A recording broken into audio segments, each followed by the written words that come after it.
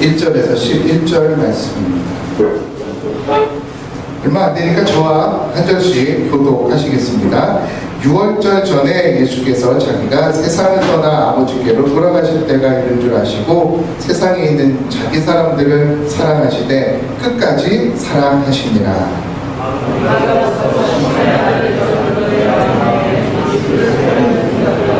저녁 먹는 중에 예수는 아버지께서 모든 것을 자기 손에 맡기신 것과 또 자기가 하나님께로부터 오셨다가 하나님께로 돌아가실 것을 아시고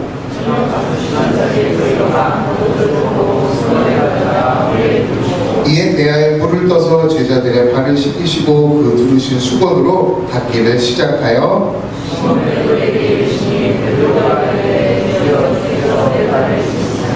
예수께서 대답하여 이르시되 내가 하는 것을 내가 지금은 알지 못하나 이후에는 알리라.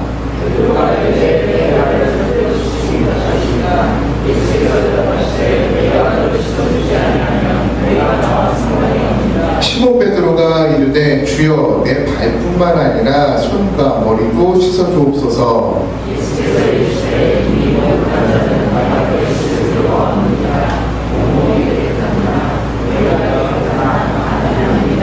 같이 읽을까요? 이는 자기를 팔자가 누구인지 아심이라. 그러므로 다는 깨끗하지 아니하나 하시니라. 아멘. 목욕하는 자입니다. 모욕하는 자가 아니고요. 맞습니다. 섬김의 끝이라는 제목으로 우리 목사님 나오셔서 귀한 말씀 전해 주시겠습니다.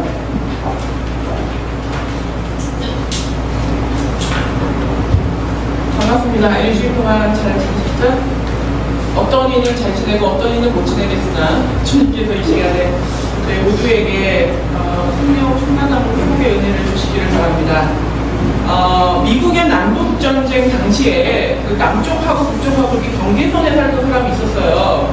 경계선에 살다 보니까 북쪽도 북쪽 나름대로 좋고 남쪽도 남쪽 나름대로 좋은데 전쟁을 하게 된 거죠. 전쟁을 하게 되자 상황이 이제 좋지 않아지니까 이 사람이 생각을 한 거예요. 내가 어느 쪽 편을 들어야 될 것이냐를 고민을 하다가 나는 이제 그 남부 연합군이 입는 회색 바지를 밑에 입고 북쪽 연합군이 있는 푸른색 옷도리를 입고 있어야겠다. 이것이 나의 정체성이다. 이렇게 생각을 한 거예요. 그리고 드디어 이제 전쟁이 발발했어요. 그 사람이 어떻게 됐을까요? 남쪽 사람은 옷도리를 쏘고 북쪽 사람은 아랫도리를 쏘면서 서로 양쪽에 총을 맞아가지고 이 사람이 죽게 되었다는 얘기가 있습니다. 신앙생활이 마치 이와 같습니다. 신앙생활은 원래는 회색지대가 없어요. 이쪽이든 이쪽이든 마귀의 쪽이든 하나님의 쪽이든 한쪽에만 서 있어야지 어느 쪽에 웃옷을 입고 어느 쪽에 아래옷을 입고 나는 반반이다라고 할 수가 없다는 거예요. 그럼 결국에는 양쪽에 다 모두의 적이 될 수밖에 없다는 거죠. 어찌 보면 우리가 주일날 이렇게 말씀을 듣고 하나님을 믿는다고 하면서 주춤주춤 하면서 양쪽의 색깔을 가지고 있는 것이 하나님 편도 아니고 마귀 편도 아닌 모습을 가지고 있는 이 그 남과 북의 사이에 있는 사람과 같을 수도 있습니다. 오늘 이 말씀을 들으시면서 나는 어떤 쪽을 선택할 것인지를 명확하게 하는, 그래서 이 말씀대로 살겠다고 결단할 수 있는 여러분이 되시기를 바랍니다.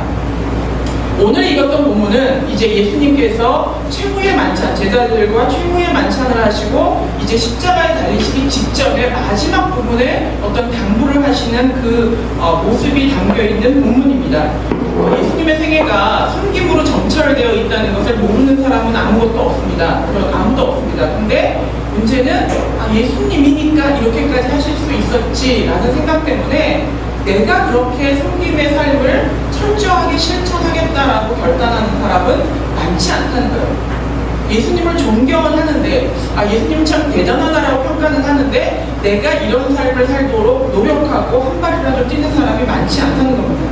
오늘 이 말씀을 통해서 과연 예수님은 이 회족식이라고 하는 이 제자들의 발을 씻는 이것을 통해서 어떤 메시지를 제자들에게 남기신 거고 동일하게 우리가 무엇하기 원하시는지를 알아보려고 합니다. 예수님의 섬김의 모습이 어떠했는가를 살펴보면 오늘 나와 있는 1절에 이렇게 되어 있습니다. 6월절 전에 예수께서 자기가 세상을 떠나 아버지께로 돌아가실 때가 이른 줄 아시고 세상에 있는 자기 사람을 사랑하시되 끝까지 사랑하시니라. 예수님의 사랑은 중도에 포기하지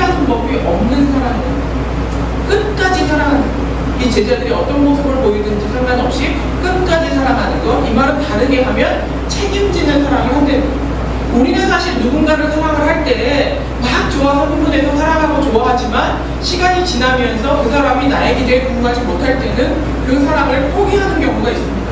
때로는 부부 간에도, 때로는 자식과 부모 간에도 그 사랑을 포기하는 때가 있는데, 예수 그리스도께서는 포기하는 신앙이 아닌 끝까지 사랑하고 책임지는 사랑을 하셨다는 거예요. 그런 모습이 섬김의 일부분으로 되어 있다는 거예요.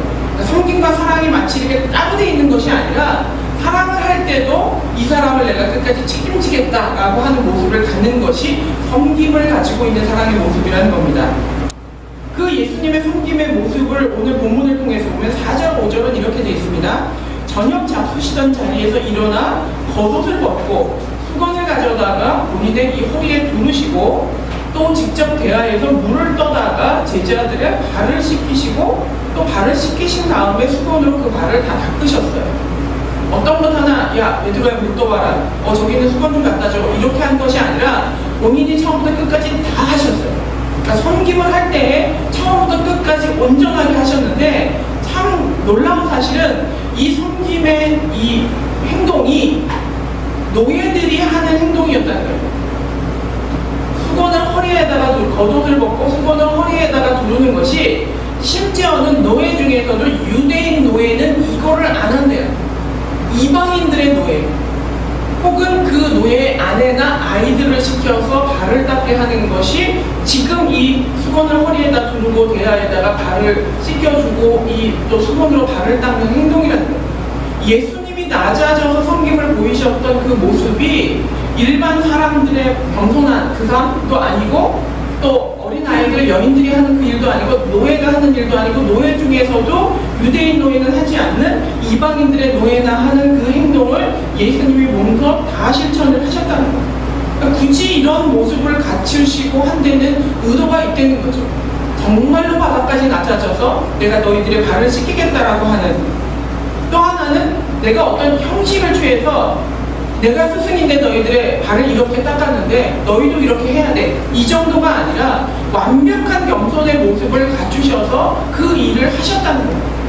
우리는 때로, 저도 마찬가지고, 또 회사에서 어떤 일을 하거나 어떤 모임에서, 교회에서 할 때 보여주기 위해서 하는 경우가 종종 있습니다. 교회에서도 장로님들이 막 화장실 청소하시고, 막 교육자들이 막 주차 봉사하고, 실제로 사람이 모자라서 그렇게 하는 경우도 있지만, 상징적인 의미를 가지고 이런 어른들도 이런 일을 한다라는 것을 보이기 위해서 하는 경우가 있어요. 그래서 초창기에 왜 이랜드가 이렇게 건립이 됐을 때 이랜드의 그 임원분들, 사장님, 회장님에서부터 임원분들이 다 화장실 청소 일주일에 한 번씩 하고 했던 것들이, 그것을 함으로 본인들도 이렇게 겸손하게 살아야겠다라고 결단하지만, 또 직원들에게도 우리도 이렇게 하니 너희도 이렇게 살아라 라는 의미가 있단 말이에요. 근데 예수님의 행동은 그런 어떤 일주일에 한 번 하는 그런 상징적인 행동이 아니라, 어떤 형식을 취해서 교훈을 주려고만 하는 것이 아니라, 실제로 자신의 삶과 모든 것들을 완전히 바닥까지 낮추셔서 했던 겸손이라는 거죠. 어떤 저희가 있거나 이런 겸손이 아니라 진짜 겸손한 모습, 진짜 섬기는 모습을 보여주셨다는 거예요. 그러면 왜 이렇게 예수님이 하셨을까?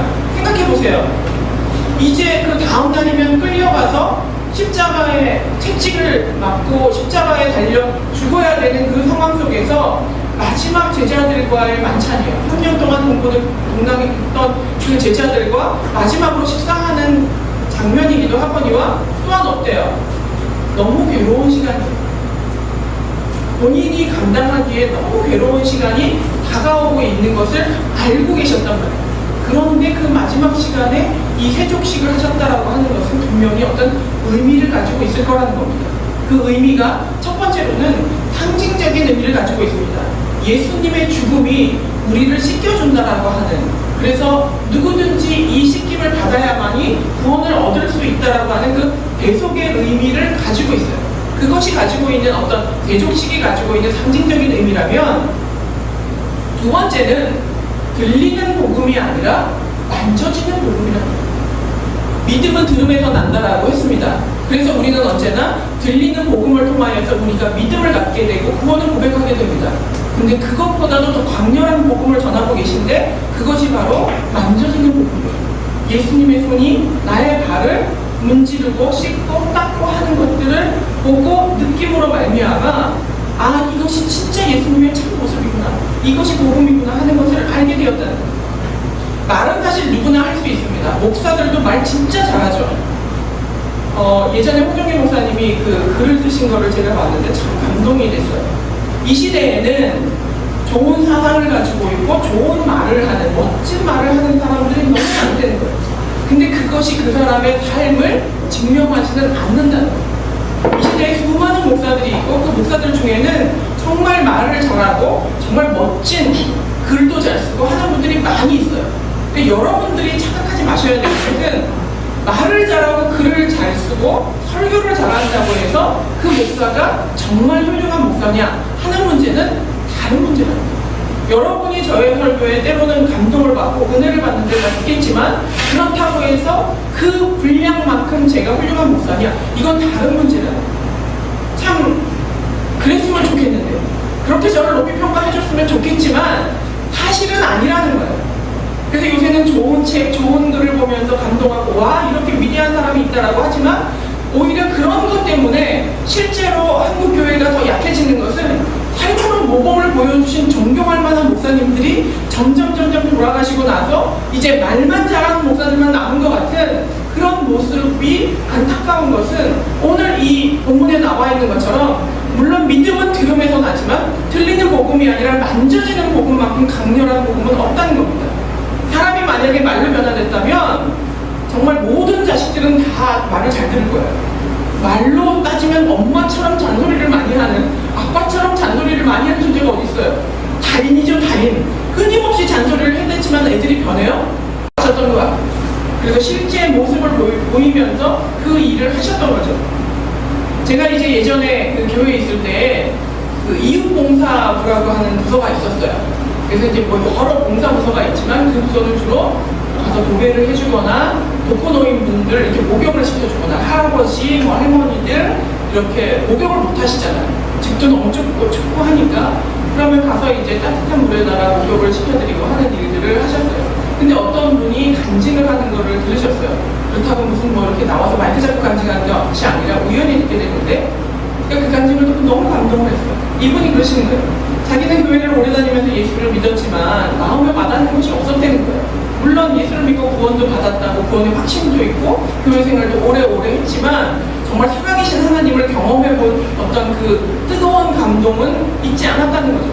그런데 이분이 이웃봉사부를 신청을 해서 이제 독거노인 할아버지, 남자분이셨어요. 남자 집사님이셨는데 할아버지를 이렇게 목욕을 시켜드리기 위해서 욕조 안에 이렇게 모셔놓고 등을 미는데 그야말로 성령이 충만한 거예요. 등을 미는데 갑자기 알 수 없는 눈물이 확 쏟아지는 거예요.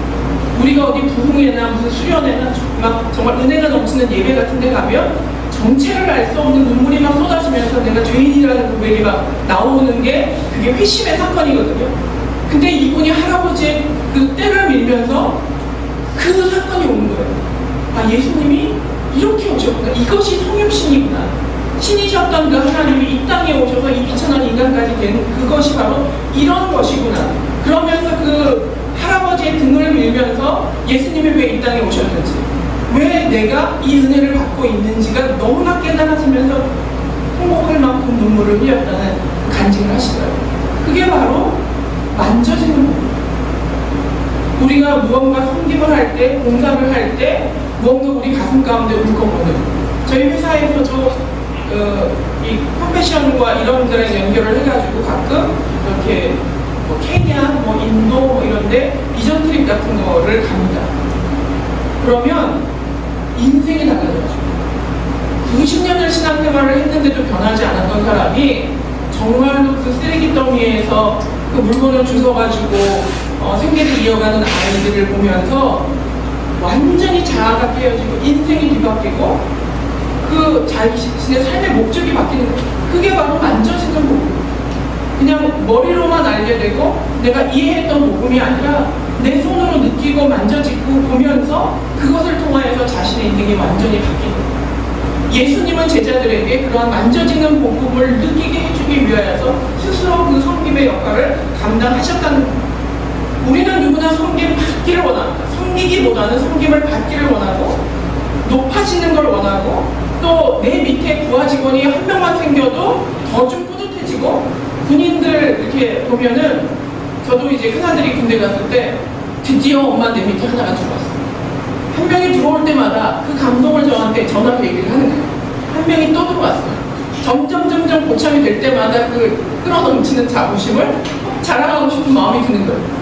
근데 군대 때뿐만이 아니에요. 직장 생활을 해도 혹은 내가 사회생활을 해도 누군가 나보다 나이가 어린 사람, 나를 조금 더 섬겨줄 수 있는 사람, 내가 조금 더 위에 올라갈 때마다 우리는 조금씩 자부심이 올라가요. 그것이 사람의 본성이에요. 그런데 예수님은 그렇게 하지 않으셨대요. 그 높아지는 것 때문에 자부심을 갖는 것이 아니라 낮아짐을 통하여서 본인의 오신 목적을 설명하고 있었다는 겁니다. 그런 왜 우리의 삶에는 이렇게 만져지는 복음이 많지 않느냐? 그 이야기는 우리 마음 가운데 내가 이렇게 나이가 많은데, 내가 이렇게 경력이 높은데, 내가 이렇게 성공했는데, 내가 이렇게 많은 걸 알고 있는데, 그래서 우리는 자꾸만 높아지려고 하고 군림하려고만 하지 낮아지려고 하지 않는다는 거예요. 그런 마음가짐이 우리로 하여금 예수를 만지지 못하게 한다는 거예요. 결국 우리가 정말로 예수를 만지고 싶고 하나님을 만지는 것처럼 직접 체험하기를 원한다면 우리는 낮아져야 하고 섬겨야 하는 역할 속으로 가야만 만지는 복음을 우리도 경험할 수 있다는 겁니다. 그게 하나님이 우리에게 주신 법칙이에요. 그게 하나님을 따르는 도라는 겁니다. 예수님의 이런 복음을 따라서 우리가 얼마나 그 하나님의 사랑이 위대한 것인지를 알아가는 것, 그것이 바로 들리는 복음이 아닌 만지는 복음이라는 겁니다. 이제 이 예수님의 세족식이 갖는 또 다른 강력한 의미는 예수님의 삶으로의 초청이에요. 예수님이 발을 씻기려고 할 때 베드로가 발끈했어요. 그러면서 이렇게 얘기합니다. 8절에 베드로가 이르되 내 발을 절대 씻지 못하시리이다. 절대 안 된다는 거예요. 어떻게 메시아가 어떻게 예수님이 어떻게 스승이 제자의 발을 씻기십니까? 만류하면서 이야기하자 예수님이 이렇게 대답하세요. 내가 너를 씻어주지 않으면 너랑 나랑 아무 상관이 없다는 거예요. 그 말을 듣고 이제 베드로가 내가 지금 뭔가 한담 미스했구나. 내가 뭔가 잘못 얘기했구나. 그리고는 싹 바꿔서 그럼 내 머리부터 발끝까지 다 씻겨주세요. 라고 또 좀 오버를 합니다. 근데 이 예수님의 내가 너를 씻기지 않으면 너와 내가 상관이 없다 라고 하는 게 무슨 의미냐 하면 1차적으로는 내가 이 발을 씻기는 게 단순한 게 아니라 진짜 중요한 의미를 가지고 있다 라고 하는 의미이기도 하거니와 더 중요한 것은 여기서 상관하다라고 하는 메로스라고 하는 이 원어의 의미가 유대인들 사이에서 유산, 기업, 분깃이라는 의미로 사용된다는 거예요. 그러니까 내가 너의 발을 씻어줘야지만이 내가 가지고 있는 영적인 유산을 네가 받겠다라는 의미를 갖는 거예요. 그러니까 수용이에요. 예수님은 발을 씻김으로 내가 가지고 있는 영적인 유산을 너에게 주겠다는 것이고 베드로는 예수님이 내 발을 씻도록 내버려둠으로 그것을 수용함으로 말미암아 그 예수님의 영적인 유산을 내가 받아들이겠습니다. 그것이 바로 서로 상관이 있다는 의미를. 그러니까 어찌 보면 예수님이 우리를 섬기기 위해 이 땅에 오신 것, 그리고 나의 삶에 동행하시는 것, 나에게 베풀어 주시는 모든 것을 내가 받아들이겠다고 하는 것이 나로 하여금 예수님의 영적인 유산을 수용하게 하는 계기가 될 수 있다. 그거를 깨닫고 이제 베드로가 그것을 내버려두는 거예요. 예수님이 내 발을 씻길 수 있도록 참 마음은 불편하지만 그것을 받아들이는 거예요. 이러한 예수님의 섬김을 받아들임으로 내가 그 영적인 유산 하나님의 기업을 받겠다라는 거예요. 이것에 또 다른 색깔의 의미는 뭐가 있냐면 초청이에요. 내가 이렇게 제자의 발을 씻기는데 너도 이 삶을 살아주겠는가? 라는 초청이에요. 내가 이런 모습으로 사는 것이 내가 기대하는 모습인데 너 이렇게 살아주겠는가? 그것을 받음으로 베드로는 네, 저도 예수님과 같은 이 삶을 살겠습니다. 그 삶의 부름에 그 초청에 내가 받아들이고 거기에 동참하겠습니다. 라는 의미가 그 발을 씻김과 그 씻김을 받는 것 가운데 있다는 거예요. 십자가에 동참하는 삶이라고 하는 것은 실제로 섬기는 삶을 이야기합니다. 그런데 우리는 그 섬김이라는 걸 너무 막연하게 생각해요. 저희 그 아버님이 한 3, 4년 병상에 누워 계셨습니다. 근데 저는 잘 하지 못했어요. 자주 가서 뵙지도 못했고, 가서 이렇게 앉으면 한 얘기 또 하시고 한 얘기 또 하시는데 그 얘기가 너무 느린 거예요. 아시다시피 저는 좀 많이 빠른 편이고 좀 성질이 급한 편인데, 내가 젊었을 때 이러고 얘기를 하면 1시간, 2시간 끝도 없어요. 그럼 그 얘기를 들어드리는 것조차 짜증이 나는 거예요. 그래서 거기에서 앉아있으면서 언제 내가 이 중간에 끊고 나와야 되나, 엄마가 나를 안 부르시나 막 이러면서 막 너무 괴로워하면서 그렇게 시간을 보냈어요. 근데 이제 어느 순간에 좀 이 회사도 그렇고 교회도 그렇고 봉사하는 삶을 살아야 되지 않나 이런 마음이 들 때에 양로원을 갈까 고아원을 갈까 그 마음이 드는 순간 그 생각이 드는 거예요. 내가 양로원 가서 남의 아버지 남의 어머니 섬겨드리기 전에 내 어머니 내 아버지를 섬기고 있는데 내가 지금 무슨 일을 하고 있는 건가 이 마음이 드는 거예요. 어찌 보면 가정에서의 섬김이 제일 어려운 것 같아요. 가정에서는 우리는 태어나면서부터 또 결혼하면서부터 너무 많은 선입관을 가지고 있어요. 내가 이 사람을 알아라고 생각해요. 이 사람이 이렇게 말한 의도는 이런 의도를 가지고 있어야 행복하게 결정하기 때문에 우리는 순수하게 그 사람을 섬기기가 어려워요. 내 아버지의 발을 씻기는 것보다 양로원 가서 발 씻기는 게 훨씬 쉬운 거 아세요? 여러분이 교회에 있는 다른 집사님에게 참 외로워 보이니까 내가 좀 이렇게 말동무가 되어드려야지 하는 것이 내 아내나 내 남편의 말동무가 되어주는 것보다 훨씬 쉬운 거 아세요? 근데 사실 의미적으로는 어때요? 내 가정에 있는 사람들, 나 가까이 있는 사람들을 먼저 섬기지 못한다면 과연 하나님이 우리를 향하여서 너 참 잘했다. 물론 아무것도 안 하는 것보다 낫지만 그런 말씀을 하시겠냐는 거죠. 그런 의미에서 우리의 섬김의 시작은 가정에서부터 시작이 되어야 합니다. 나의 아이들, 나의 부모님, 또 나의 아내, 나의 남편, 이제까지는 내가 힘들다는 이유 때문에 말도 들어주지 않고 내가 피곤하다는 이유 때문에 늘 지키기만 하고 저도 진짜 잘 지켜요. 집에 들어가면 꼼짝 안 하고 다 지켜요. 가만히 앉아요. 우리 큰 리모컨들이 있어가지고 큰아들을 시켰다 좀 그러면 이제 병가를 가면서 둘째 아들을 시키고 하면서 그래요. 제 마음에 죄책감이 있고 오늘 이 설교를 내가 할까 말까 안 그랬어요. 그냥 설교해놓고 집에 가서 또 물 떠와라 그러면 설교는 그렇게 하고 또 물 떠오라 이럴 수 있지만 나를 전혀 목적시키는 마음으로 말씀을 드리면 우리가 더 가까이 하는 사람들을 향하여서 조금만 더 마음을 열고 조금만 더 섬기는 모습을 갖는 것이 실제 내가 변화되는 실제적인 척도라는 거예요. 내가 머리로 섬겨야지 결단하는 것보다 내가 집에 가서 나의 아이들에게, 나의 가까운 동생에게, 나의 남편에게, 아내에게 예전에 하지 않았던 조금 더 친절한 말도, 조금 더 너는 힘들지 않니? 내가 힘들지만 나는 피곤하지만 너는 피곤하지 않니? 라고 물어보면서 조금이라도 대화의 통로를 열고 섬기는 것, 그것이 어찌 보면 주님이 우리에게 초청하신 그 초청의 첫 걸음일 수도 있다는 거예요. 사회에서도 마찬가지고 교회에서도 마찬가지예요. 내가 하나님을 위해서 무엇을 할 수 있을까? 그것이 작은 거라도 상관없어요.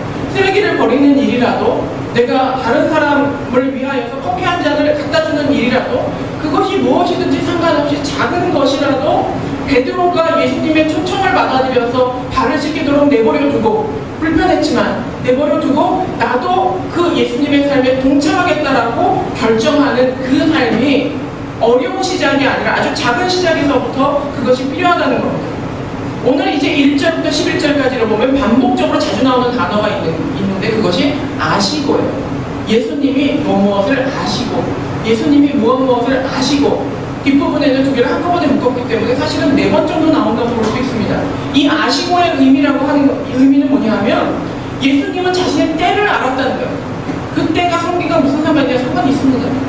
예수님은 곧 죽게 생겼어요. 죽는 것도 인간으로서 견딜 수 없을 만큼 너무 힘들고 처절한 고통을 받으면서 죽었다는 걸 예수님이 아세요. 아시는데 지금 제자의 말을 시키는 거예요. 그리고 또 무엇을 아셨냐 하면 하나님이 자신에게 모든 권한을 맡기셨다는 것을 아셨다고 했어요. 그 얘기는 거절할 권한도 있다는 거예요. 십자가를 거절할 권한도 있어요.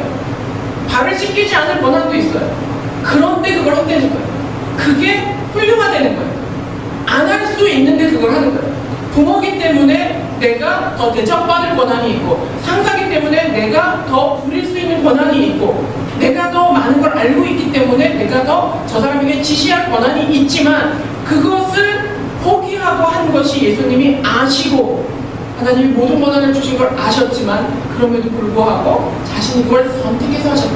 그래서 십자가가, 그래서 이 세종식이 훨씬 더 은혜가 안 할 수 있는데, 어쩔 수 없이 한 게 아니라, 선택의 여지가 없이 일을 한 것이 아니라 안 할 수 있는데 그거를 하셨다는 거예요. 그게 우리에게 더 큰 은혜는, 더 큰 자발성을 가지고 있기 때문에.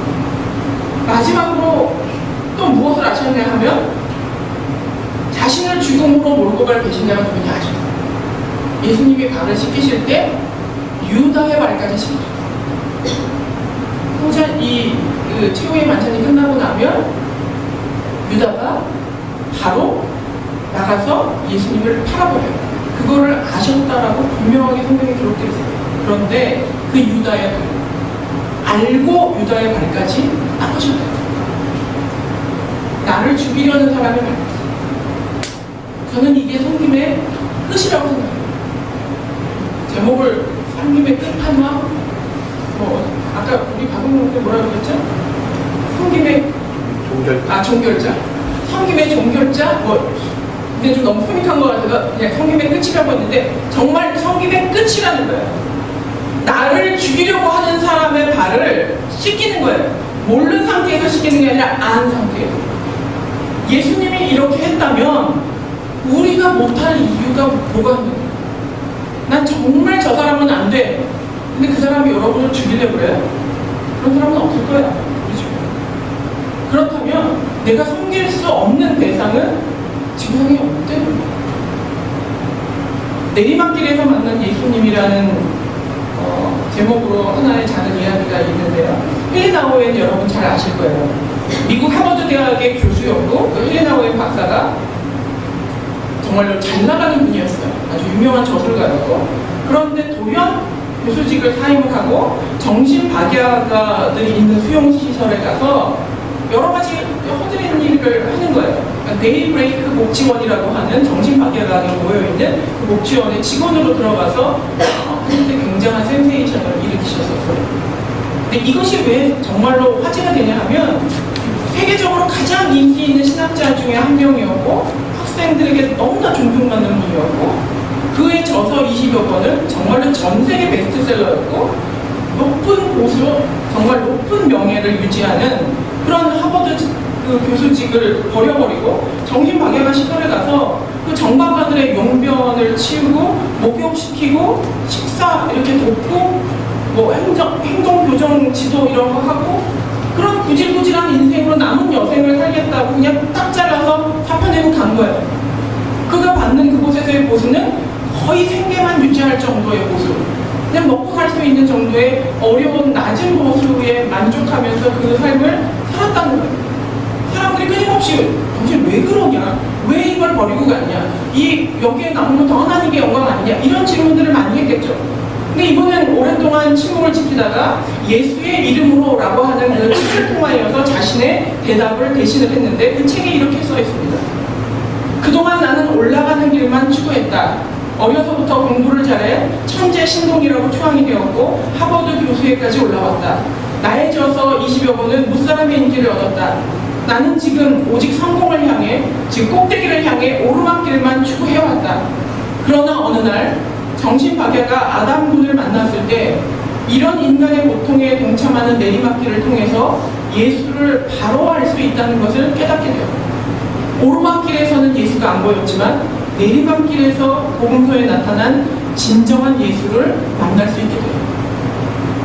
모든 인생은, 저를 포함해서 모든 사람은 급격한 오르막길이든 천천히 오르막길이든 모두 오르막길을 향해서 나아가고 있어요.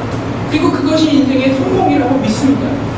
예수를 믿으면 그럼 오르막길을 타면 안 되냐? 그 말씀은 아니에요.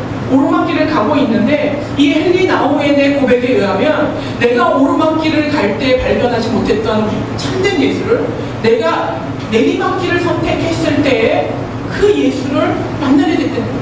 복음서에 기록한 그 예수를 만나게 됐다는 거예요.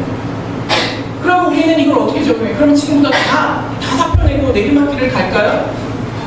저는 그건 아니라고 생각합니다. 타협 때문이 아니라 그거는 아닌 이유는 우리가 높아지려고 하는 목적을 바꾸면 되는 거예요.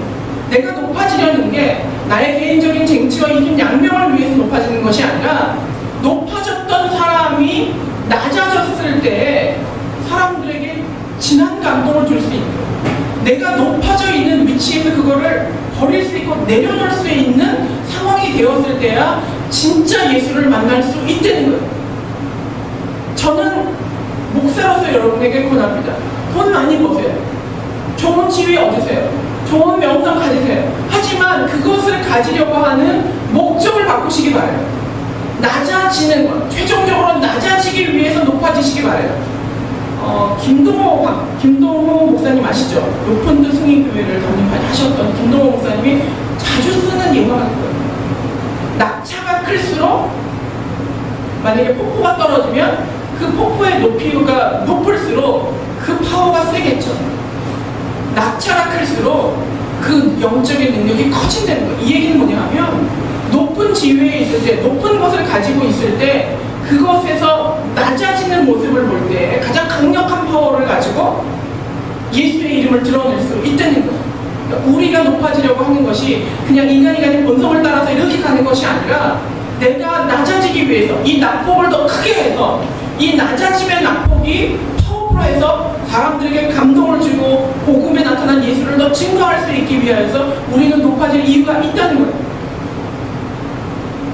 오늘 이 섬김의 끝이라는 제목을 가지고 말씀을 드리면서 제가 나를 죽이려고 하는 자까지 발을 시키셨다면 정말 우리에게 포함되지 않는 내가 섬길 수 없는 사람은 아무도 없다고 얘기했습니다. 또 하나의 섬김의 끝판왕 또 까먹었어요. 뭐라 그랬죠? 종결자. 점점 내세우고 죽어가는 또 하나의 관점이 있는데 그건 뭐냐면 요한복음 1장 1절 이렇게 나와 있습니다. 태초에 말씀이 계시니라. 이 말씀이 하나님과 함께 계셨으니 이 말씀은 곧 하나님이시거든요. 그럼 예수 그리스도는 태초부터 계셨던 천지를 창조하셨던 하나님하고 같은 한 분이에요. 그러면 예수는 곧 신이라는 얘기예요. 예수는 곧 하나님이고 예수는 곧 신이에요. 그 동일하신 하나님이 바람에 발을 시킵니다. 신이 우리는 성경에 선생이 발을 시키고 스승이 발을 시키고 예수님이 발을 시키고 이러니까 감이 잘 안 오는데요. 신이 인간의 발을 시킨 거예요. 신이 인간의 발. 그러면 내가 예를 들어서 사장이고 혹은 선배고 목사고 아버지고 어머니고 거기에서 우리가 경험해지는 그 낙폭이 어느 정도 되는 거예요. 신이 인간을 씻겼다는 그 커다란 낙폭이 우리에게 도전해요. 여러분이 여러분 주변에 있는 여러분의 가족과 여러분의 동료와 여러분 주변에 있는 여러분의 손이 가능한 사람들을 한번 상상해보세요. 여러분이 섬기지 못할 사람이 누가 있을지, 내가 낮아지지 못할 만큼 얼마나 높아져 있는지. 우리 중에는 아무도 없어요. 신이 인간의 발을 시켰다면 그거는 너무나 충분합니다. 그리고 그 신을 죽이려고 하는 제자의 발을 알고 씻으셨다면 우리가 섬기지 못할 사람은 아무도 없다는 겁니다. 남아프리카 연방공화국은 법적으로도 백인과 흑인의 어떤 그 인종차별이 굉장히 심한 곳이죠. 근데 그곳에서 이런 일이 있었다라고 합니다. 흑인 교회였던 성시원교회라고 하는 곳에서 그 순환절 때, 고난주간 때 그 성찬식을 거행을 하셨는데 그게 이제 특별한 행사를 한 거예요. 이렇게 공고를 낸 거예요. 자기가 평소에 고맙다고 생각하는 사람들의 발을 씻겨주는 행사를 요 주의를 하겠다고 광고를 했어요. 그런데 그 예배에 백인 판사님이 참석하시는 거예요. 같은 음식점에 들어가지도 않는데 흑인 교회에서 그 순환절 예배를 드렸는데 백인 판사님이 그 예배에 나타나셨어요. 근데 이 존경받는 판사님은 당시에 대법원장으로 내정이 돼 있던 그 분이었어요. 그랬는데 이제 그 교회에 들어가셔서 이분 뭘 했냐면 자기 집에 있는 흑인 여종 마르다 포트윈이라고 하는 여종의 발을 씻기고 그 발에다가 입을 맞추고 그 발을 닦아주셔요. 그 모든 예배당은 너무나 숙연해졌어요. 그 당시 그 지역의 어떤 문화로 따지면 있을 수 없는 일이에요. 이 올리브 판사는 그러면서 이런 간증을 했다고 그래요. 그 세족식을 마치고 나서 이 마르다는 내 집의 종으로서 오랜 세월 동안 내 아들들과 딸들을 돌보았고 내 자식의 발을 손수 씻겨준 정말 고마운 사람이다. 그래서 그 고마움을 표현하기 위해서 내가 이 자리에 왔다. 근데 이 소식이 퍼지자 대법원장으로 내정되었던 그것이 취소가 되었고 판사직도 박탈되게 됩니다. 그래서 이제 그 흑인 교회에 있던 담임 목사님이 위로하려고 이 판사분을 찾아오신 거예요. 그랬을 때 이 판사분이 이런 얘기를 했다고요. 판사직도 또 사회의 어떤 모든 다른 지위도 결국에 무덤에 갈 때는 다 먼지입니다. 그 먼지보다 하나님이 주신 사랑과 섬김을 지키는 것이 내게는 훨씬 더 중요해요. 그들에게는 대법원장으로 내정된 판사가 발을 씻겼다는 것이 큰 그 낙폭에 의한 감동을 주었겠죠. 근데 그 판사였던 분의 신앙의 고백은 뭐죠? 결국 이 세상에 있는 모든 높아진 것들은 천국 갈 때 아무것도 아닌 먼지뿐이라는 거예요. 우리가 지켜야 할 것은 하나님의 그 사랑과 그 섬김의 도를 지키는 겁니다. 여러분은 이제 남부연합군과 북부연합군의 회색 바지와 파란색 옷돌이 어떤 것을 챙겨 입고 가시겠어요? 결정하셔요. 신앙은 결단이고 선택입니다. 내가 섬김의 삶을 살 것이냐? 아니면 또 이장저장 그렇게 또 살 것이냐? 좋은 깨달음 얻었다 이러고 갈 것이냐? 말씀의 끝은 저는 행함이라고 생각합니다. 저도 여러분도 작은 것 하나 내가 어떤 사람도 예외 없이 나를 죽이려고 하는 사람의 발까지 씻었다면 어떤 사람도 예외 없이 나를 섬길 수 있다는 거예요. 신이 인간의 발을 닦았다면 우리가 제외해 놓을 수 있는 사람은 아무것도 없어요. 여러분의 삶의 목표에 높아지는 이유가 달라지시기 바랍니다. 그리고 높아졌을 때 그 큰 낙폭을 가지고 겸손하게 낮아지는 모습을 보일 때 진짜 그리스도인입니다. 진짜 기독교가 살아있고 진짜 예수님의 그 모범에 따라가는 초청에 응답한 크리스찬이구나 하는 고백을 들을 줄로 믿습니다. 이 시간에 잠깐 기도하기 바랍니다. 여러분은 무엇을 향하여 달려가고 계십니까? 저도 지난 세월만큼 또 앞으로의 세월만큼 더 많은 경력과 더 실력을 가지고 많은 사람에게 영향력을 미치면서 살고 싶습니다. 여러분도 마찬가지입니다. 과장이면 차장이 되길 원하고 부장이 되길 원하고 당연한 일입니다. 그리고 경력이 쌓이면